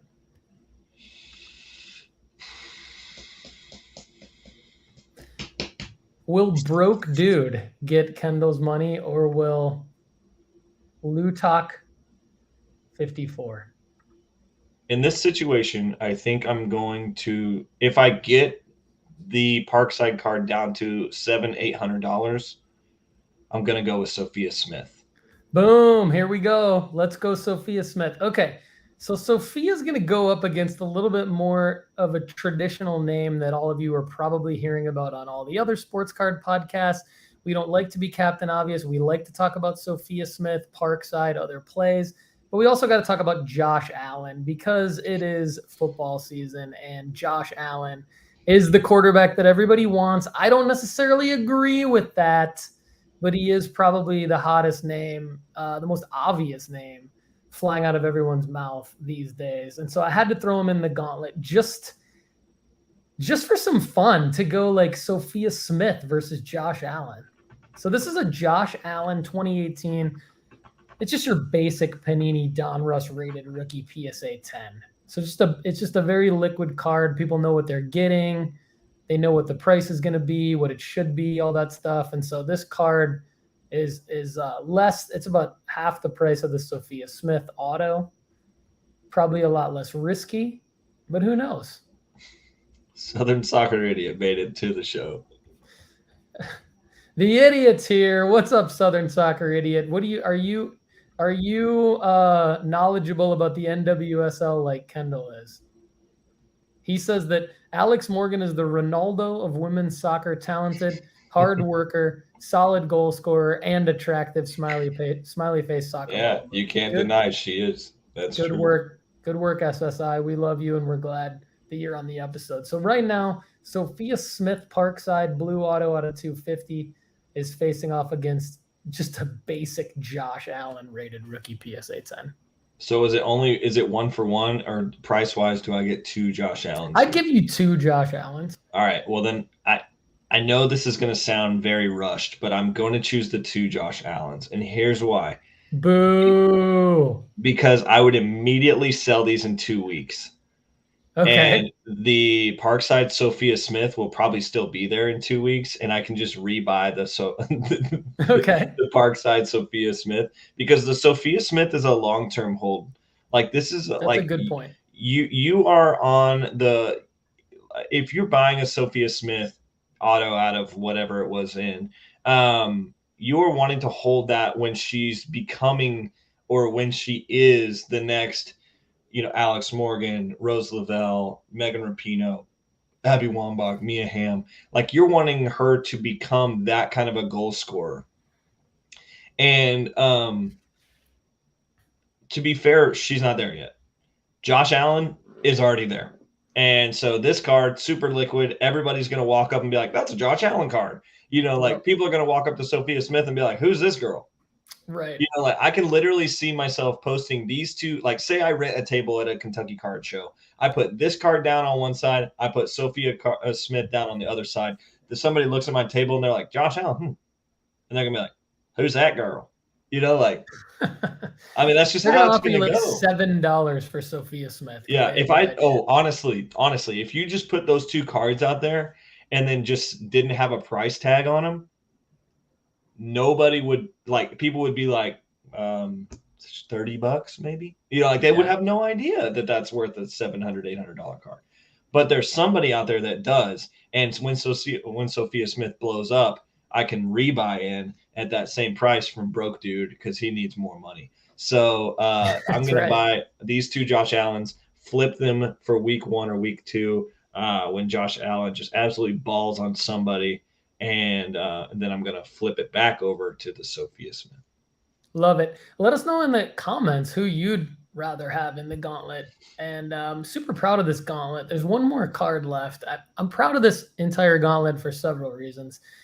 One of them is because I'm including this Ja Morant PSA 10 photo variation layup 2019 Prism PSA 10. So this is a $250 listing.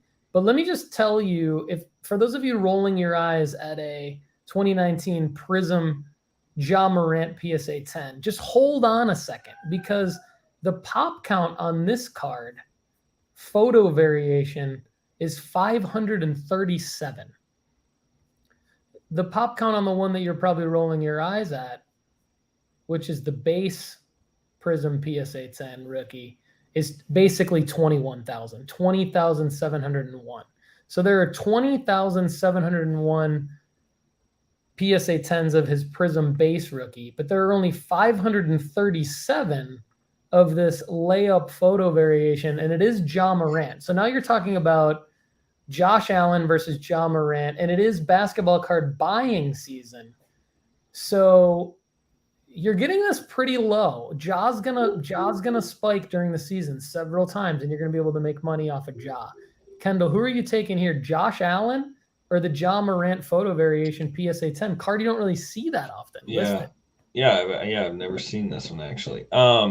Would you just humor me and look up the pop count for Josh Allen rated rookie base out of 10? Because I'm sure it's around 21,000. Yeah, so this is going to be 57. Will you help me remember this number? 57689,157. 5768917. For those of you who don't know what I'm doing, I'm on card.com/cert, and I'm typing in the certification number that appears on the front of this Josh Allen card. Looks like I missed the number. 57689,157. 157. Here we go. And you click verify, and it refreshes, and you have a pop count, and it is 5,609. Way less than I thought.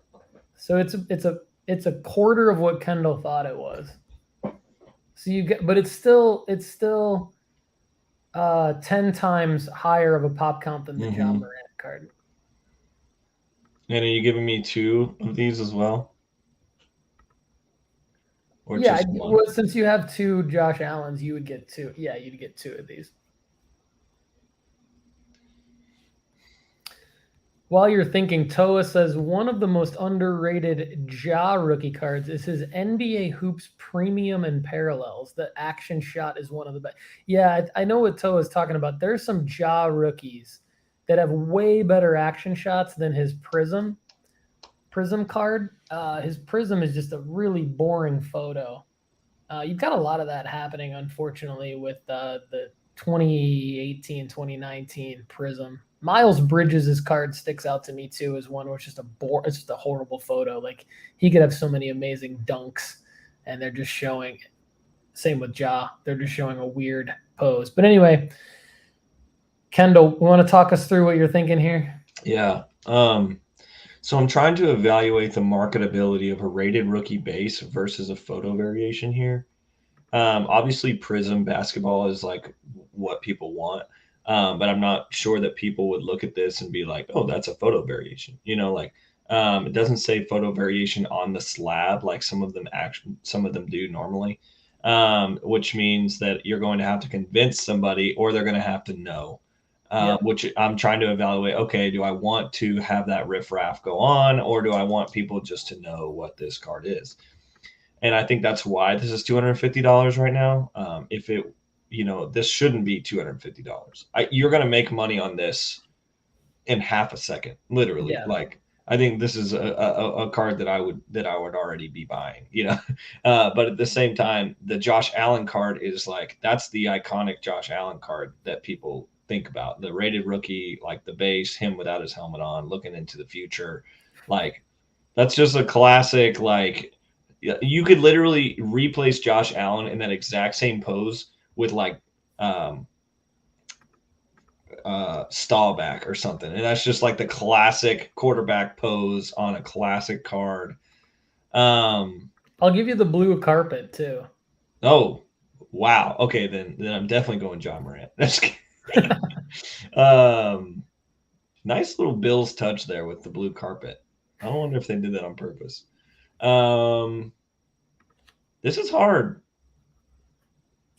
I think it's splitting hairs for me. So just because I think if you're giving me two of these, and I think John Moran's prices are going to go up over the next 3 months, and then I can still turn around and buy my Sophia Smith, I'm going to take John Moran.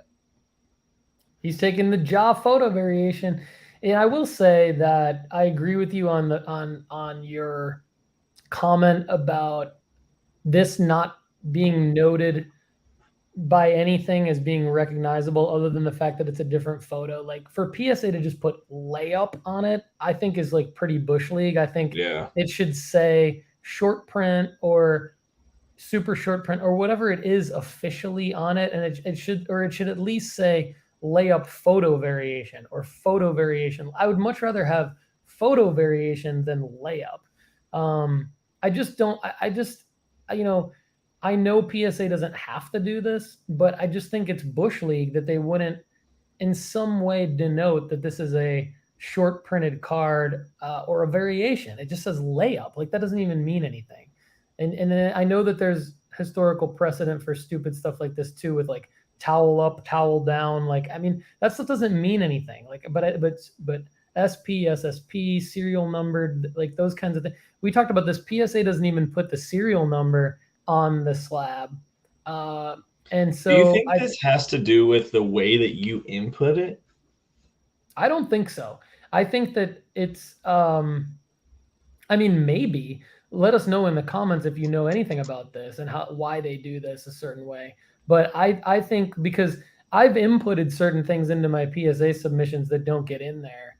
I've inputted certain things into my SGC submissions that don't get in there. I think ultimately the grader and the QA team check and double check and triple check what card it actually is. Of course, they still make mistakes, but I think this is the way they slab it, which I think is stupid. To put layup on it. That's just an aside. I wasn't even thinking that when I put it in the gauntlet. I'm glad you brought that up because that is kind of a beef I have with PSA.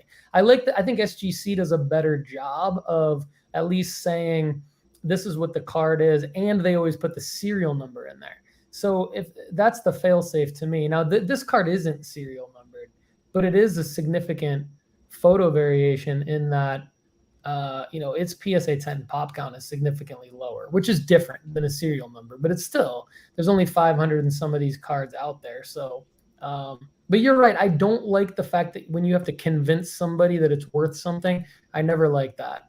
But you said Ja won, right? So Ja won Yeah, the I Gauntlet. I Okay. am gonna do the jaw just because it's the lower pop count. You're gonna make this is gonna be a flip. Like if you're buying Josh Allen right now, you probably could have bought him better a week or 2, 3 weeks ago. I think, of course, it is quarterback collecting, but also at some level, basketball is kind of point guard collecting. So, Yeah, for um, sure. uh, They're kind of the same thing. yeah. All right, cool. So, I just had a few quick moves that I wanted to talk through, and then I'm going to hand the floor over to you to talk about some more NWSL stuff because I really, really like that, and I think we had some good momentum going during the Gauntlet. So we'll get back to that. No other. I don't think any other podcast, let alone sports card podcast, are talking about the NWSL. So I'm very excited about that. But we did make some moves. We added James Wood, Robert Hassel, Isaac Pacheco. We talked about Jackson Churio. We added all of them to the sports card investment report at nooffseason.com. Go check that out. It's really, really worth your money. And you can save 20% by using the promo code NOOFFSEASON. And it's really good entertainment too. It's a lot of stuff to go through. If you like sports cards, and I know you do because you're listening to this show, you should check out the sports card investment report at nooffseason.com. Subscribe and get 20% off by using the promo code No Off Season. And like I said, we added a bunch of baseball prospects. We added a ton of UFC people. We've added, just a ton of UFC fighters. So we've done a lot of research on UFC fighters, and we want you to check out the sports card investment report. All right, so Kendall, over to you now because you had and we'll take your Q&A. So feel free to drop any questions right now. If you're watching live, drop them in the comments. We'll take them at the end of the show. So drop them in now and then we'll take them. But I'm going to hand the floor over to Kendall to talk about some NWSL and some women's soccer cards. Yeah, so I'm going to go ahead and share my screen. Don't pull it up yet, but I want to have that available already. Let's see, screen 2. Okay, so there it is. When I get there, let's talk about. Might as well do this one first since we already talked. Okay, so there's a couple. So I've been interested in some of this stuff, and we've talked about Sophia Smith quite a bit already. I was going to talk about her a little bit anyway this week. I had no idea that we were going to get to this level of involvement with her, but Sophia Smith Day here at Sports Card Strategy Show, so we might as well make a calendar event next year with Sophia Smith Day next year. But we are in a position in our culture, in our lifetime, to where I believe women's sports are finally at the precipice and the cusp of doing some very real things in terms of having money to be able to do some things to really highly grow women's sports in our generation. So I think in this generation, you're going to see some things really turn where the women's sports section of life is not going to be as laughed at as it has previously. Like we can look at the past 100 years and you can see where women have come from. And I think the next 100 years are going to be even more groundbreaking. I think you've got all the stuff going on with it politically and everything in terms of I don't want to get into any of that right now, but there's obviously a lot of stuff going on in women's rights and things like that. But I think women's sports are also wildly growing in popularity. One of the biggest stories that I've seen in the news over the past 6 to 8 weeks has been Brittany Griner in Russia. Okay, that is a bad situation, but people know who Brittany Griner is. Lisa Leslie and all that kind of stuff, the people that were before, I don't think would have had the same reaction publicly that Brittany Griner is having in Russia. Now, I think Lisa Leslie was very great. I think, like, I'm pretty sure she was on Space Jam. Like, that's pretty significant.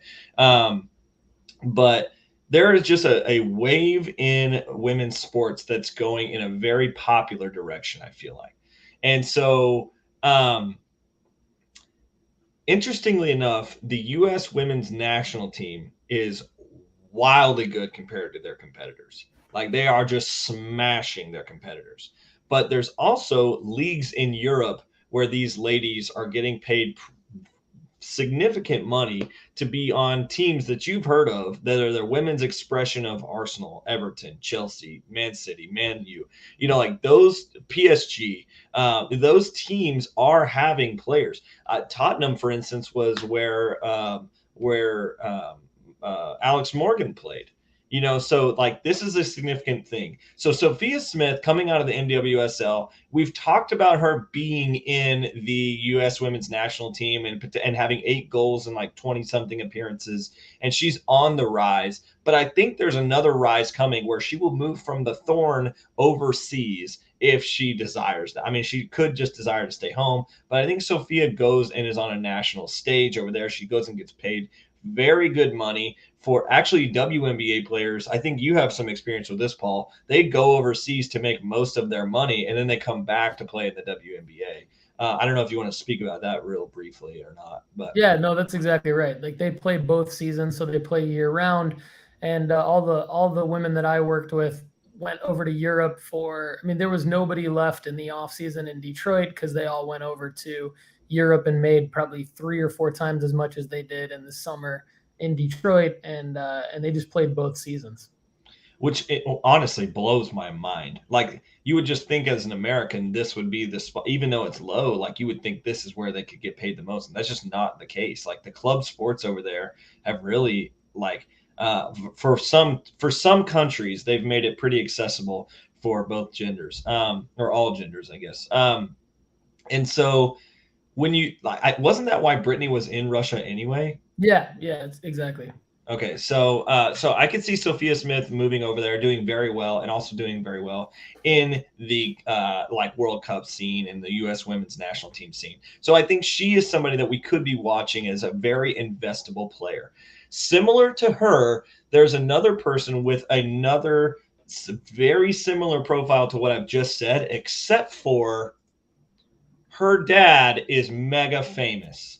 So Trinity Rodman is another player in this Parkside set for the NWSL that I think could be a very like crazy run here. She ended up getting in the media last like a couple of months ago because her contract situation. She had one of the biggest rookie contracts that's ever been in the NWSL, and she said like she got a little bit of trouble because she said something in the way of like, yeah, I'm the newcomer or something like, and it kind of sounded disrespectful to all the people that have basically, she's standing on their shoulders. And then she said, no, like, that's not what I'm saying. I'm actually saying like, I am where I am because of the shoulders that I'm standing on. The Alex Morgans, the Abby Wambachs, all the Mia Hams, like the people before her are able to get her. Trinity has a very significant contract. I don't know, Paul, if you want to Google that while I'm talking about Trinity here, so you can give us actual numbers. But these Trinity Rodman cards are also on Parkside. I think additionally, both of these players together being Parkside rookies and being cards that are going for $800 to $1,000. Like, do you ever think Parkside thought, yeah, we're going to have some autos that sell for 4 digits? Like, I don't know if when they set out their thing, they were going to just think that they were going to make cards for NWSL players, maybe so that like the young girls in the hobby like can see their favorite players on team or like on cards. Maybe that's kind of where they capped themselves mentally. I don't know if they thought they were going to have 3, 4, potentially 5-digit autos in this product. Like that's just, it's kind of cool from a Parkside perspective. But Yeah, Trinity they're Rodman, flying off the shelves in retail. I was able to find one of them while I was back in the States, and I've got it in my closet in Tennessee. Okay, Trinity Rodman signed a 4-year deal that is worth more than $1.1 million total with the Washington Spirit. She's 20 years old, by the way. okay, so around 250 grand a year. Yep. Okay, so that's about league minimum for MLS. So still like not quite the same, but like the fact that she signed that kind of a deal is pretty impressive and has a long way to go, but still like the fact that the money is flowing in for that kind of thing is still proving to the fact that this is a league that's on its way up, that is still growing. But I think the thing that sets it apart from the overseas women's team is they're not attached to men's teams. So like they might be in the same city, they might have similar branding, they might have all that, but like they're not playing on the women's Arsenal team. They're not playing on the women's Everton team. They're playing on the Thorn or the Spirit or the Pride, I think is one of the teams in Orlando, and so you've got all these teams that are potentially building a brand themselves as well. So I would look for them to potentially get a streaming partner pretty soon, to get into more eyeballs. When you have players like Trinity and Sophia in your league, you're going to want to market them at some level. So I think this goes up as well. Going across the pond, these are three more ladies that I don't know much about them. I'm still looking into them myself, but these are three young players that I think are going to be worth watching and looking at over the next 6 to 12 months. And we're going to start with Brazilian Caratina Macario. We're going to go with that. And this lady, I spoke earlier about Stanford, about how Stanford is a really good program for women's soccer. She went to Stanford. So she actually has some Sports Illustrated Stanford cards out there. But this is like her rare card. It's $599. Doesn't have any autos, but she's thought to be the next Brazilian star behind Marta. Marta is a pretty famous women's national player as well. She is like the Brazilian girls soccer player, but like Katarina is moving into that same space. She went to Stanford. Now she's going to be playing for the Brazilian national team, which is crazy because it says that she's on a U.S. women's national team card here. Maybe I've done the wrong research, but I believe she's going to be playing for Brazil. Do you want to fact check me there, Paul? I will. Because if not, that's kind of embarrassing. But it does show the fact that I am going. She's a Brazilian-born American professional soccer player who plays as a midfielder for Lyon of the French Division 1. She represents the United States internationally. So this is a confusing one. How many caps does she have? How many what? Caps. How many appearances does she have? It'll show on her Wikipedia page if that's where you're at. I'm on Wikipedia. On the right side, if you scroll down, you'll be able to see like how many caps she has. It should be like this. Oh, okay. Let's see. She has 27 for Lyon, 5. It looks like 22 total for the United States. Okay, so I was wrong. 2018 U23, and then 17 in 2021 and beyond. And so 8 goals. I was wrong there. So she's got the same amount of goals and appearances as Sophia Smith. So all that could be said that she's like a new crop of players coming up. Regardless, it still is the fact that she's investable. She is playing for Lyon in overseas, which is the real point that I wanted to make here is like these women are making significant money overseas, which is why this is not a Parkside card and why she's playing for Lyon. She probably will have a card in the Tops set coming up soon, which is why I want to move on to this one. You will see Maria Antonie Katotto is a PSG player who is thought to be one of the next up-and-coming players as well. These 5 players that I'm giving you today are potentially like between like flyers and stars in the terms of like these are the next up-and-coming women in the sport that you could potentially look at. So Maria Antonie or Antoinette, like I'm super bad with pronunciations, so if I'm butchering this, I apologize. But this lady is a person who already has a Topps Chrome card. It's got a rookie card logo. It's on the right brand. It's super cool with the like Inferno refractor, like with the fire behind her. She actually, I don't believe she has a Topps Auto, which sets her apart a little bit, but she's on the French national team, and I do know that. So this lady is going to be competing on the French national team, and somebody that's worth watching. A fairly young player as well. She's all these players are in their young or lower 20s, and they're up and comers and in the sport as well. So my final one here is she's a part of the English team. Speaking of Marta, got an autograph, yet to be graded rookie card for hers, along with that Mia Hamm rookie for you, Kendall. He's just playing on the fact that he doesn't like women's soccer and he just wants to get rid of it. That's what I'm hearing. I think you need to invest in those things, brother. I think SSI likes women's soccer. Autograph yet to be graded Marta. Still pretty sick. I'm glad I mentioned Marta then. So Vivian, I'm not even going to try that one. Vivian here. Let me try it. Miedema. I can't see your screen very large. It is an A at the end. It's Miedema, I guess. Miedema. So she actually has autos, and this is a rookie card auto for the Arsenal set. And this lady is Dutch. She plays for the Netherlands national team, and is another up and coming name. But this is kind of what I wanted to show was the difference in the cards. So this is a $92 card.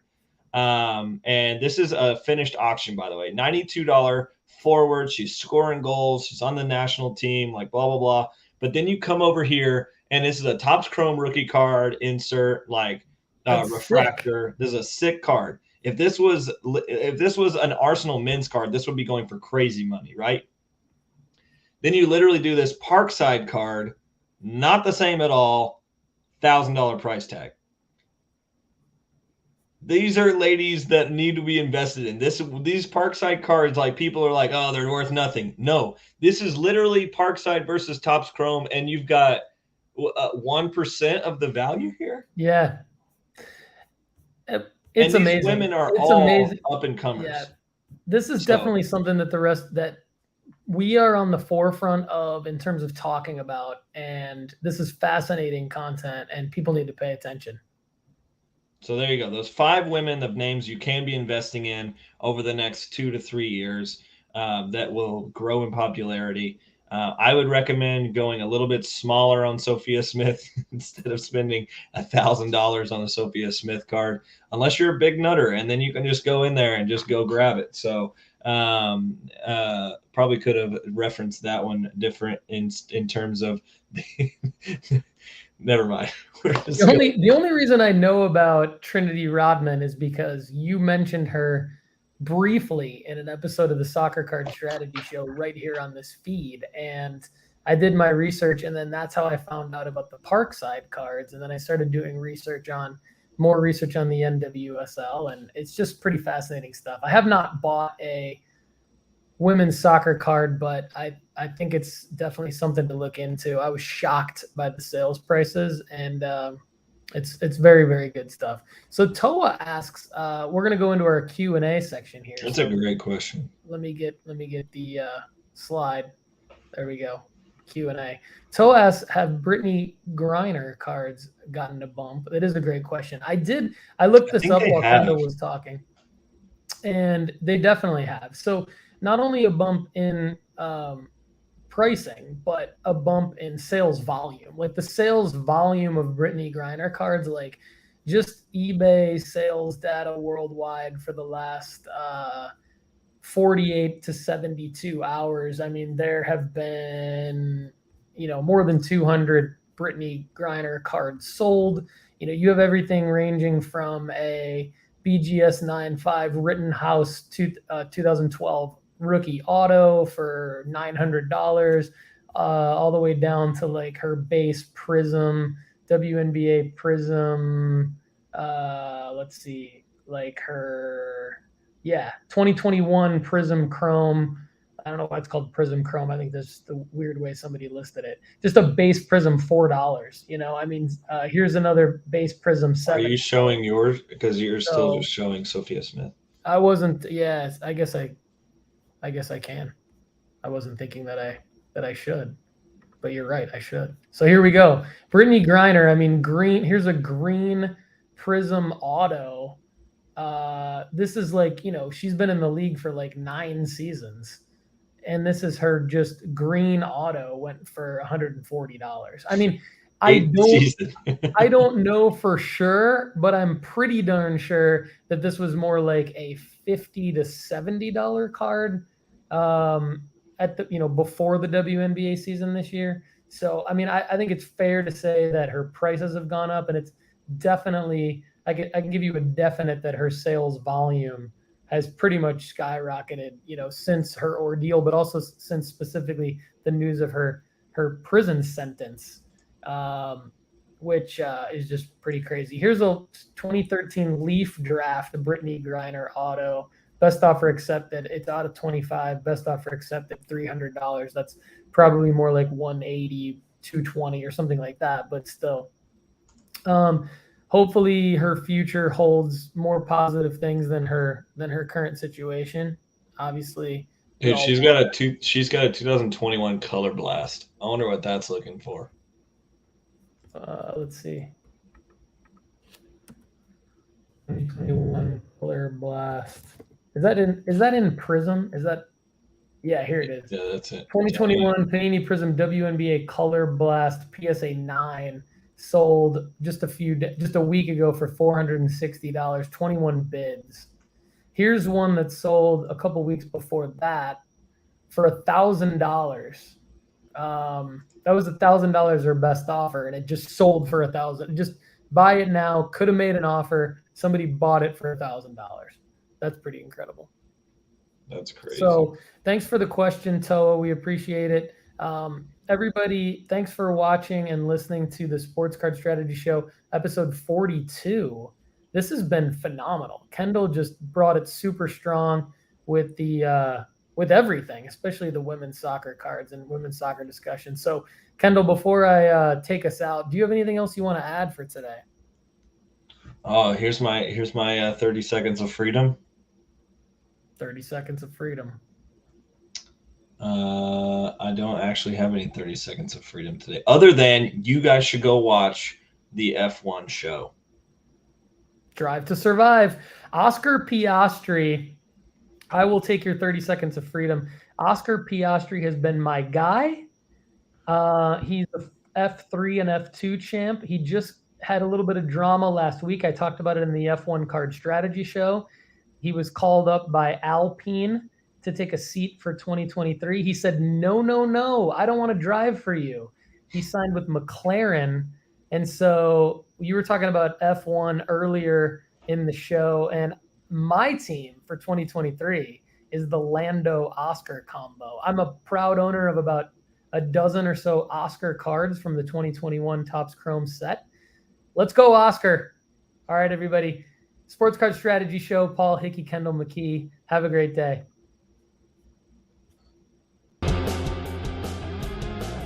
There it is, the outro music. Boom, hit it.